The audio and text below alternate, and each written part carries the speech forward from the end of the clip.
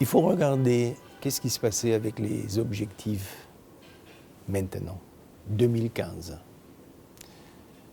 Si vous regardez les éléments principaux, c'était sur le financement. Beaucoup étaient autour des engagements que les pays riches devraient prendre vis-à-vis des pays pauvres. On a fixé certaines quantités, combien d'argent il faut mettre à la table.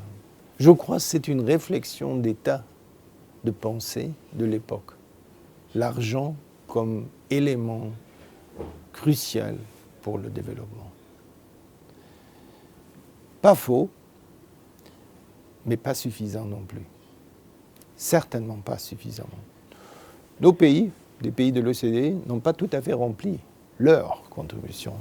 Aujourd'hui, je crois, encore une fois, il faut accepter peut-être 2 ou 3 choses. D'abord, l'argent, une chose, mais pas suffisamment. Deuxièmement, croissance aveugle n'est plus ce que les gens veulent, n'importe où.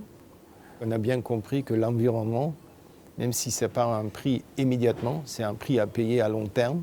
Et troisièmement, vous parlez dans les pays avec des gens assez engagés et informés. La technologie a changé les données. C'est pourquoi la conclusion ne peut pas être « ok, faisons la même chose encore une fois, maintenant avec peut-être encore un peu plus ambitieux dans le terme financement ». Je ne crois pas. Aujourd'hui, la question est vraiment beaucoup plus qualitative. Et je crois que l'organisation de l'OCDE va apporter surtout des contributions sur une vue qualitative de développement. Nous avons développé, il y a 4 ans, quelque chose qui est un index sur Better Life Index, ça veut dire la vie meilleure. Quels sont vraiment les éléments qui font une meilleure vie pour les citoyens? Il y a à peu près 13 indicateurs qui sont différents, tous les aspects, éducation, santé, tout ça est là. Et on voit très bien qu'en fin de compte, les gens veulent avoir plus que simplement une prospérité des biens. Ça doit être aussi de savoir vivre.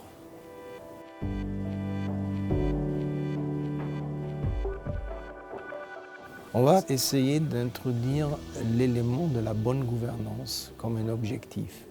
Une bonne gouvernance dans les pays concernés pour pas seulement avoir un processus efficace dans le développement économique, mais aussi pour contribuer à un développement de la société. Ce sont aussi une discussion aussi des valeurs. C'est pourquoi je crois que cette discussion aujourd'hui, pour arriver au post-2015, c'est un peu plus compliqué. Plus d'acteurs, plus des gens qui veulent faire entendre leurs idées. Il y a des valeurs, il y a des autres choses qui comptent. Mais regardez par exemple la question de l'eau. C'est le produit. On ne peut pas vivre sans et on ne peut pas encore trouver un remplacement. Mais ça, c'est une politique pour les pays en voie de développement partout. Et ce n'est pas seulement avoir accès, mais distribuer correctement, donner pas gratuitement quelque chose qui n'est pas gratuit parce qu'il y a un prix à payer. On a pris conscience que quelques éléments, quelques secteurs sont particulièrement importants pour un développement. Je suis sûr qu'on va parler de l'éducation comme de l'eau, parce que ce sont des choses où on a besoin d'une bonne politique, une bonne participation, un engagement, aussi l'argent. Mais l'argent va venir si on veut peut-être mettre d'accord que secteur public et secteur privé ont une façon de coopérer pour le meilleur d'un pays. Ça veut dire très intéressant, fascinant d'ailleurs, je trouve, la discussion sur les post-2015, les objectifs, c'est comme un exercice de vérité, pour les acteurs. Là, il faut se mettre d'accord sur quelque chose qu'on discutait autrement un peu vaguement. Là, ça va devenir très concret.